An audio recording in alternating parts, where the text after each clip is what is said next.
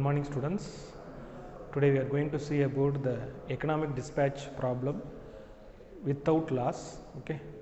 The statement of this problem, which is a power plant has 3 units with the following cost characteristics: C1 which is equal to 0.05 Pg1 square plus 23.5 Pg1 plus 700 rupees per hour, C2 which is equal to 0.2 Pg2 square plus 20 Pg2 plus 850 rupees per hour, and C3 which is equal to 0.09 Pg3 square plus 18 Pg3 plus 960 rupees per hour.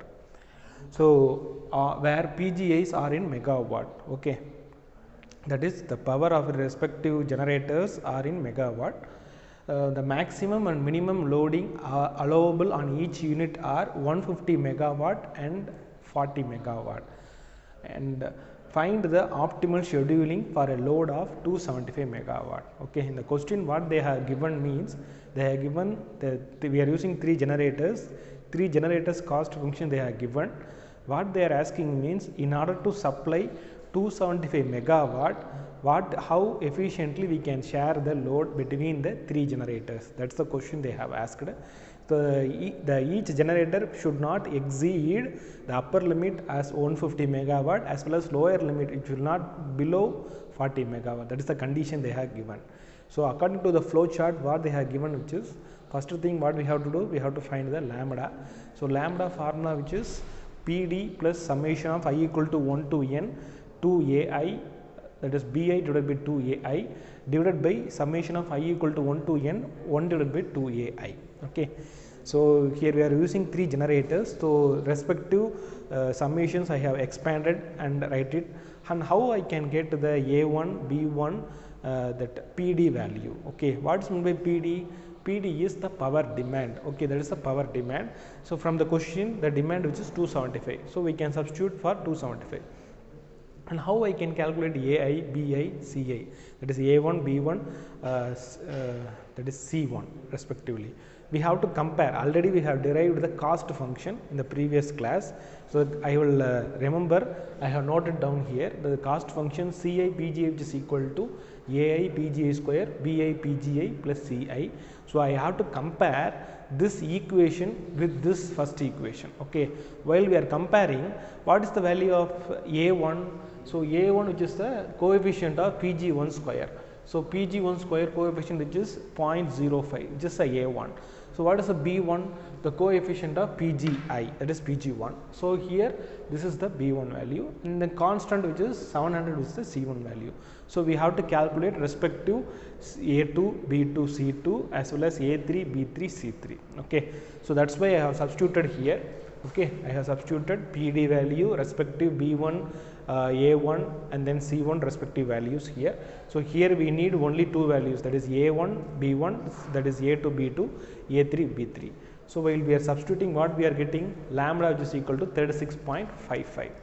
And the second step is what? After finding the lambda value, the second step is we have to find the generator's capacity. So we have to calculate, find PGI using lambda 36.55. Okay, how we can find the PG value? Already we know the incremental cost equation. Okay, the derivative of the cost function is the incremental cost, which is denoted as lambda. So 2ai PGI plus BI. So while we are substituting from this equation, PGI can be written it as lambda minus BI divided by 2ai. So that's why I have written here, instead of I have put it as 1. So lambda minus B1 divided by 2a1. So while we are substituting, what we are getting, Pg1 which is equal to 130 megawatt. Okay. So the next step is what? Whether the given condition is within the limit. So what is the lower limit?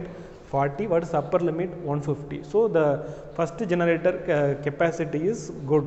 Okay, by substituting the lambda value 130 megawatt. So there is no problem. So we can go for Pg2 value. So what is the Pg2 value? Lambda minus B2 divided by 2a2.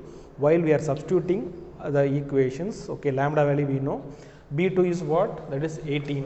That is B2 which is 18 divided by 2.09. Okay, 2 into 0.09 we are getting the value. So while substituting we are getting it as 41.09. Okay, so that is Pg2 is equal to 41.375 megawatt. Respectively, Pg3 can be written as lambda minus B3 divided by 2A3. That is, while substituting all those values, we are getting it as Pg3 value 103.055. Okay, that Pg2 value is 41.375, which is above the lower limit 40 megawatt, and respectively Pg3, how we can denote it as 103. So 103 means which is within the limits only. So while we have to check, the third step is check, we have to check the PGI limits, okay, within the lower limit or above the lower limit and below the upper limit. So while we are comparing, but all the conditions are satisfied, and finally we are written it as Pg1 which is equal to 130 megawatt, Pg2 which is 41.375, Pg3 is 103.055 megawatts. So unit is very important. So kindly while writing the answer, we have to denote the units in megawatts. Okay, that's all about this economic dispatch problem. In the next class, we will deal with same methodology. Okay, thank you.